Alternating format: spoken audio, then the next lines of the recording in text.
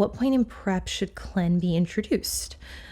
So what I'm going to say, like for myself, for my athletes, I'm more okay with introducing it early on. Yes, it's a fat loss tool. And if you want to go about it in a, as needed basis, you can, aim to get as much body fat as you want off prior to including it. But what I would really make sure that you're considering with the inclusion of Clen in a contest prep is that, frankly, you're putting it in to support the overarching goal, which is to lose body fat, which I find if we're trying to get a really good rhythm in place with your rate of change, I would prefer to have that in earlier because then I can keep food a little bit higher. I can keep cardio a little bit lower, which ultimately you're going to need to escalate these two things as you get deeper into a contest prep. So that's just personal preference. I think at 20 micrograms, it's very reasonable for you to have it in place. I mean, very early on during prep. Some people, they might demonize me for that. They might be like, yo, that's kind of reckless. It's a bronchodilator. I mean, it's not something that at a mild dose is going to cause you to experience symptoms that are any different than really any kind of stimulant. Can muscle growth be an effective Clen? I mean, Clen does work on the mTOR pathways. So, I mean, there could be transient effects that are related to building. And I would say maybe this is something that is highlighted in an athlete who's never used anabolics.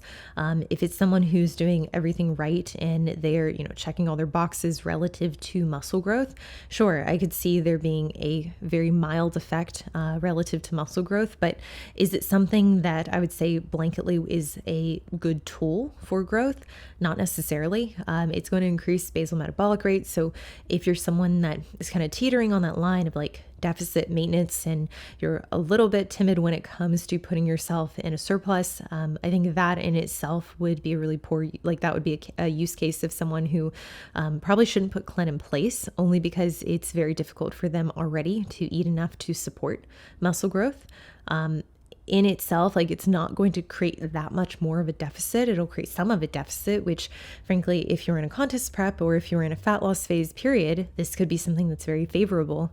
But if the goal is to gain weight and Clen inadvertently is eating up some of those reserves, I would say that it's an inappropriate use for it. How long would you cycle on Clen for? So this is really relative to the phase that you're in. So kind of piggybacking off of the last question, I mean, if the goal is fat loss, I think it makes sense to have it in place. I think it can serve a really good value there because it's going to allow you to keep food a little bit higher. It's going to mitigate some of the need to drive up cardio, at least especially early on in a prep. So I think that's a good use for it.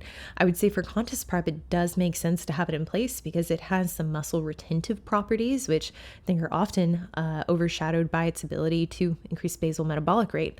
Now, in the case of someone who wants to continue it throughout their off season, again, it goes back to if the goal is to build muscle, well, it's going to be taking away from your ability to do that in a very mild fashion. So is it worth continuing to have it in place, especially if we're talking about higher doses, 40, 60, or 80 micrograms? I don't think it makes a lot of sense, but again, to each is their own. There are individuals who I could definitely make an argument for keeping it in place.